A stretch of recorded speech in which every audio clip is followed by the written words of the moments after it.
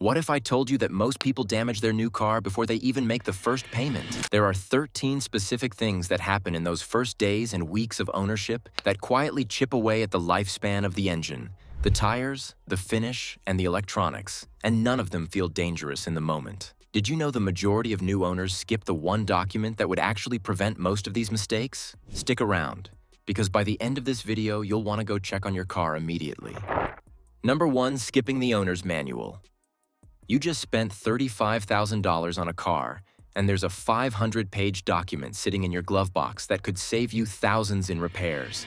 Almost nobody opens it. The owner's manual isn't some legal formality the manufacturer printed to cover liability. It's written by the same engineers who designed your engine, your transmission, and every sensor in the car, so it contains model-specific break-in procedures, fuel requirements, and maintenance intervals that generic internet advice will get completely wrong. AAA found that a huge portion of mechanical complaints in the first year trace back to owners doing something the manual explicitly warns against. Flip to the first 20 pages and find the break-in section right now. Number 2. Ignoring the break-in period. Right after you drive off the lot, your engine is still finishing the manufacturing process inside itself. Metal surfaces, the piston rings, cylinder walls, and bearing surfaces are grinding against each other at a microscopic level, forming contact patterns that'll define how that engine runs for the next 200,000 miles. Toyota and Honda engineers have documented that improper break-in is one of the leading causes of premature oil consumption in engines that should last well beyond 150,000 miles. Most manufacturers recommend staying below 3,000 to 4,000 revolutions per minute for the first 500 to 1,000 miles, and skipping any towing entirely. Some speed variation is actually good during this period, but sustained high-load driving permanently sets those wear patterns in the wrong position. Number 3. Not checking tire pressure early. Your new car sat on a transport truck, then on a dealer lot for weeks, and the tires lost pressure the entire time. NHTSA data shows roughly 28% of passenger vehicles on the road have at least one significantly underinflated tire, and dealers rarely reinflate to spec after transport. So, your brand new car almost certainly falls into that group. Running just 5 psi low starts wearing the tires unevenly before you've hit 500 miles. New tires also carry a mold release compound from the factory that makes them slightly slippery, and underinflated tires flex more at the sidewall, generating heat that degrades the rubber faster than normal. Number 4. Leaving dealer stickers and plates on too long. Walk through any parking lot and you'll spot it on half the cars there. A chrome badge on the trunk spelling out the dealer's name. Sometimes a plastic plate frame still on after 2 years of ownership. Those badges attach with adhesive that bonds directly to your clear coat. And every heat cycle, every car wash, every hot summer day pushes that adhesive deeper into the paint surface. Detailing pros say clean badge removal gets harder after 12 months of sun exposure, and after that, you're risking a ghost outline or a patch of damaged clear coat. Number 5. Forgetting to set up maintenance reminders. New car ownership creates a weird blind spot where everything feels fine because everything is new. So why track anything?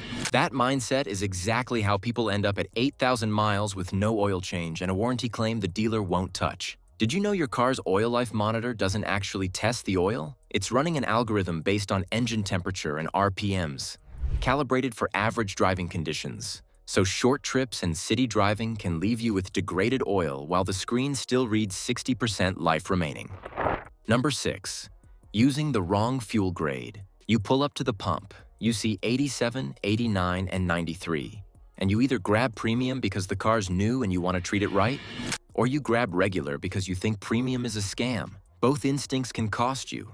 Every engine gets designed around a specific octane rating, and that number lives inside your fuel door, not on the window sticker. Using lower octane than required triggers engine knock, and the ECU responds by retarding ignition timing, so you're losing power and fuel economy every single fill-up. The EPA confirms this directly. Number 7. Washing it too late after road salt or dirt. You drove through slush or behind a salt truck on the highway, and you're thinking you'll wash it this weekend. That delay is how new paint gets chemically etched before the first year is out. Road salt bonds to paint and bare metal immediately, and freeze-thaw cycles push it deeper into micro-scratches with every temperature swing.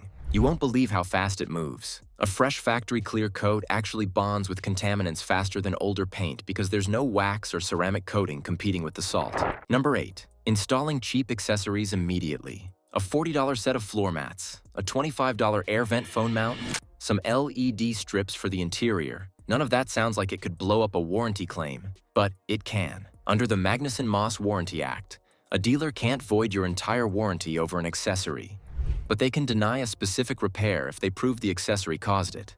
Cheap electronics that tap into the fuse box introduce electrical noise into the CAN bus system, and that's exactly the kind of thing dealers trace back to unauthorized modifications. Number 9. Ignoring software updates /. Your new car runs on dozens of software modules controlling the transmission, ABS, fuel injection, and adaptive cruise. And manufacturers push updates that fix real problems, not just add features to the touchscreen. A 2023 J.D. Power study found that software problems are now the most common source of new vehicle complaints. And a lot of those complaints involve issues that already had a fix available the owner never applied. Ford, GM, and Tesla have all pushed updates correcting braking performance and steering calibration. Owners who ignored the notifications drove around with known defects for months. Number 10. Not learning the safety features properly. Your new car probably has automatic emergency braking, lane keep assist, and blind spot monitoring, and there's a real chance you've never actually felt any of them activate. These systems don't all behave the same way. Some brake hard, some just beep, and some will actively fight your steering input if you try to swerve around an obstacle. IIHS and NHTSA data shows AEB cuts rear-end crashes by roughly 50%, but that number assumes you know what the system won't do, and most AEB systems stop working reliably below 10 miles per hour or in heavy rain. Number 11. Declining to check warranty coverage details. Most people know they have a warranty, somewhere around 3 years or 36,000 miles bumper to bumper and 5 years or 60,000 miles on the powertrain. But almost nobody reads what actually voids it. Using the wrong fluid type, skipping a documented service, or waiting too long to report a defect can flip a covered repair into a bill you're paying yourself. Your warranty package also likely includes corrosion coverage, emissions component protection, and roadside assistance. And Consumer Reports found that a lot of owners never filed claims on repairs that were actually covered because they assumed they weren't. Number 12. Forgetting to inspect the car after delivery. By the time the finance manager finishes the paperwork, you've been at the dealership for hours, you're tired, you're excited, and when the salesperson says, "Go take a look," most people do a quick loop around the car and drive home. That's the exact moment the dealer's liability ends. New cars get damaged in transit constantly, loaded onto car carriers, moved around lots, driven through weather, and that damage becomes your problem the second you sign if it isn't documented first. Don't just eyeball it. Run your hand along every body panel, check the glass from an angle with the sun behind you, and open every door to check the gaps for consistent spacing before you sign anything. Number 13. Driving aggressively before the engine settles in. This is the hardest one to sit with, because the impulse is completely natural. You've got a new car, the engine's got 400 horsepower, and you want to know what it actually feels like at full throttle. Acting on that impulse before 1,000 miles permanently sets the piston rings against the cylinder walls in the wrong position, and the engine burns more oil and runs lower compression from that point forward, for its entire life. Porsche and BMW both print a specific RPM ceiling in their manuals that sits below the rev limiter, because the limiter is a safety cap, not a break-in guide. Go open your glove box right now, find the break-in section, check your tire pressure, and set a maintenance reminder in your phone. Those 4 things cost you nothing. The average new car runs $48,000 in 2024, and the difference between 250,000 miles and an engine burning oil at 80,000 miles comes down to what you did first. Don't forget to subscribe.